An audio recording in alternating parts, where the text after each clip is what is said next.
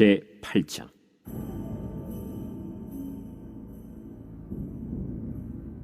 그 후에 다윗이 블레셋 사람들을 쳐서 항복을 받고 블레셋 사람들의 손에서 메덱 암마를 빼앗습니다. 다윗이 또 모압을 쳐서 그들로 땅에 엎드리게 하고 줄로 재어 그 2줄 길이의 사람은 죽이고 1줄 길이의 사람은 살리니 모압 사람들이 다윗의 종들이 되어 조공을 드리니라. 르홉의 아들 소바 왕 하닷 에셀이 자기 권세를 회복하려고 유브라데 강으로 갈 때 다윗이 그를 쳐서 그에게서 마병 1700명과 보병 2만 명을 사로잡고 병거 100대의 말만 남기고 다윗이 그 외의 병거의 말은 다 발의 힘줄을 끊었더니 다메섹의 아람 사람들이 소바 왕 하닷 에셀을 도우러 온지라.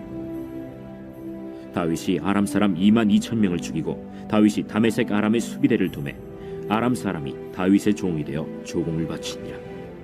다윗이 어디로 가든지 여호와께서 이기게 하시니라. 다윗이 하닷 에셀의 신복들이 가진 금방패를 빼앗아 예루살렘으로 가져오고 또 다윗 왕이 하닷 에셀의 고을 베다와 베로데에서 매우 많은 노를 빼앗으니라.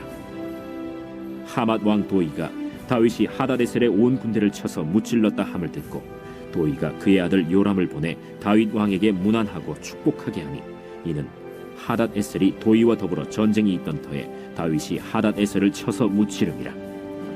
요람이 은그릇과 금그릇과 놋그릇을 가지고 온지라. 다윗 왕이 그것도 여호와께 드리되 그가 정복한 모든 나라에서 얻은 은금 곧 아람과 모압과 암몬 자손과 블레셋 사람과 아말렉에게서 얻은 것들과 소바 왕 르홉의 아들 하닷 에셀에게서 노력한 것과 같이 드리니라. 다윗이 소금 골짜기에서 에돔 사람 18,000명을 쳐 죽이고 돌아와서 명성을 떨치니라. 다윗이 에돔의 수비대를 두되 온 에돔의 수비대를 두니 에돔 사람이 다 다윗의 종이 되니라. 다윗이 어디로 가든지 여호와께서 이기게 하셨더라. 다윗이 온 이스라엘을 다스려 다윗이 모든 백성에게 정의와 공의를 행할세 스루야의 아들 요압은 군사령관이 되고 아힐루스의 아들 여호사밧은 사관이 되고 아휴두베의 아들 사독과 아비아달의 아들 아히멜렉은 제사장이 되고 스라야는 서기관이 되고 여호야다의 아들 브나야는 그렛 사람과 블렛 사람을 관할하고 다윗의 아들들은 대신들이 되니라.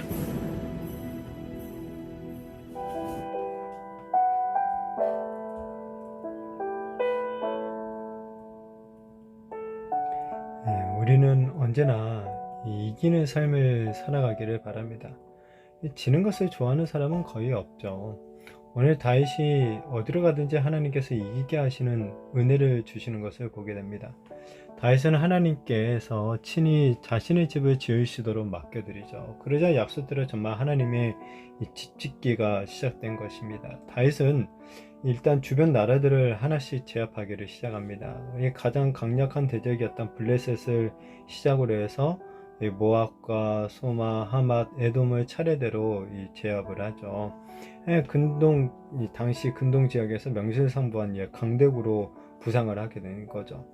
그런데 다윗이 이렇게 주변 나라들과 싸워서 승리할 수 있었던 요인, 이것은 다윗에게 있었던 것이 아니었죠. 다윗의 어떤 지도력이나 어떤 군사력이 뛰어난 것 때문에 승리한 것이 아니었습니다.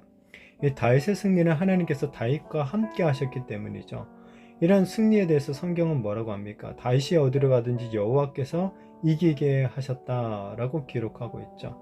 여기에서 강조점은 사실 다윗이 승리했다라는 것보다는 하나님께 있는 거예요. 하나님께서 다윗으로 하여금 승리를 얻을 수 있도록 은혜를 베풀어 주셨다는 것이죠.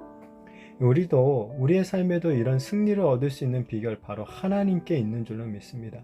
하나님께서 우리에게 은혜를 주실 때 우리가 승리를 얻을 수가 있어요.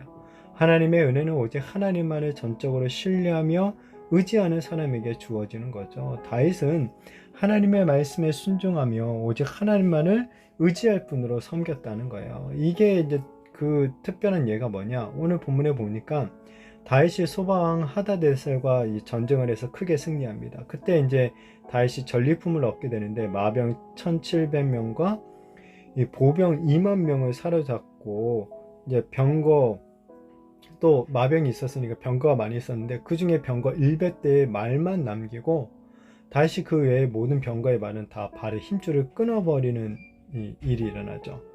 이 당시에 있어서 말은 이 최고의 군사력 증강에 있어서 절대적인 이 존재, 동물이었죠. 그런데 그 많은 말에 발의 힘줄을 끊어서 더 이상 달리지 못하게 만든 거예요. 그러니까 군사용으로 쓰지 못하게 만든 거죠. 하나님께서는 율법에서 이 이스라엘 왕은 말을 많이 가져서는 안 된다라고 말씀하셨어요. 이 말씀에 다윗이 지금 온전히 순종한 것이죠. 다윗은 많은 말보다 이 강력한 군사력보다 하나님을 더욱더 의지한 거죠. 이처럼 우리도 전적으로 하나님을 신뢰하고 의지할 때 하나님으로부터 승리의 은혜를 얻을 수 있는 줄로 믿습니다. 혹 우리가 아직 끊어내지 못하고 여전히 한 손으로 몰래 붙잡고 있는 것은 없는지 우리 자신을 살펴보기를 바랍니다. 이 힘들지만은 과감하게 하나님이 아닌 다른 그 모든 것들을 끊어내는 우리가 되었으면 좋겠습니다. 그래서 오직 하나님 외에는 정말 우리의 도움이 없도록 오직 하나님만을 더욱더 의지하며 더욱 그분의 말씀에 순종하며 나가는 우리가 되어지기를 바랍니다.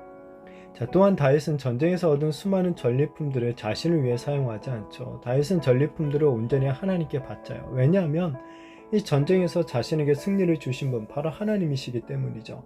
이 사울은 전쟁에서 승리했을 때 자신을 위해 기념비를 만들기에 바빴고 자신을 위해 전리품을 챙기는 데 급급했던 것과 대조적인 모습이죠. 왜 다윗이 이렇게 다윗이 하나님의 마음에 합한 사람인지를 우리는 다시 한번 확인할 수가 있죠. 그리고 후에 다윗이 이렇게 하나님께 드린 이 수많은 전리품들, 솔로몬이 성전을 건축할 때 귀하게 사용이 되죠. 자, 하나님의 약속대로 다윗의 집이 견고하게 지어져 갔습니다. 이렇게 외부적으로 이 어떤 전쟁에서 승리했을 뿐만 아니라 이제 내부적으로도 어떤 군사, 행정, 종교 등 이 다방면에서 체계가 잡혀가게 되고 안정을 얻게 되었죠. 그리고 본문에서는 구체적으로 나오지 않지만 이 다윗은 나라를 또한 공평과 정의를 다스렸죠. 주변국들에서는 백성들은 왕의 노예나 다름없던 것과 대조적인 통치를 보였던 거죠. 자, 이것은 다윗이 자기의 능력으로 이룬 성취가 아니고 또한 자신의 어떤 능력으로 얻은 왕권이 아니었기 때문에 그런 거죠. 다윗은 자신이 진정한 이스라엘의 왕이신 하나님의 이 대리 통치자임을 알고 있었던 것이죠. 그래서 오직 하나님의 뜻을 따른 것뿐이었어요. 이렇게 하나님의 통치 원리가 이스라엘을 통하여서 이제 주변 나라와 그리고 온 세상으로 확장되는 것, 그것이 바로 하나님께서 다윗과 이스라엘을 택하신 이유가 되는 거죠. 하나님께서 오늘날 저와 우리 성도님들을 왕같은 제사장으로 삼으신 이유도 바로 이것입니다. 마찬가지죠. 하나님의 나라를 확장시키기 위해서인 줄로 믿습니다. 이 공평과 정의로 다스리시는 하나님의 나라가 더욱더 확장되기 위해서 하나님께서 저희들을 택하시고 부르시고 하나님의 자녀로, 하나님의 거룩한 백성으로, 이 왕과 같은 제사장으로, 나라로 삼아 주신 줄로 믿습니다. 정말 이 바라기는 이런 하나님의 나라가 저와 우리 성도님들을 통해서 더욱더 확장되는 그런 역사와 은혜가 있게 되어지기를 바랍니다. 또한 이 하나님의 나라 안에서 우리가 살아가고 있는 이 정말 그 하나님 나라 안에서 우리들도 오늘 다윗이 얻은 것처럼 정말 하나님께서 주시는 그런 승리의 은혜들을 더욱더 누리며 살아가게 되어지기를 예수님의 이름으로 축복합니다.